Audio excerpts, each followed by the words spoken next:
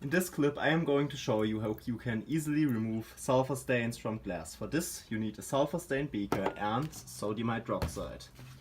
We start off by adding just a little sodium hydroxide to the distilled water. Afterwards the beaker is put onto a hot plate and we allow the hot plate to heat it up for at least 10 minutes. During these 10 minutes, the sulfur will react with the sodium hydroxide to form sulfur polysulfide. Sulfur polysulfide is soluble in water.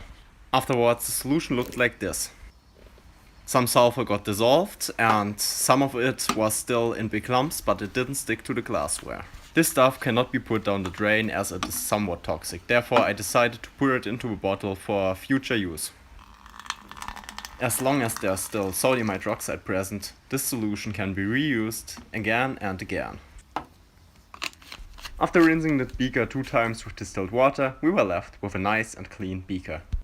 If you liked today's video, make sure to drop me one of these and consider subscribing to my channel for more chemistry in the future. I wish all of you a nice day. Until next time.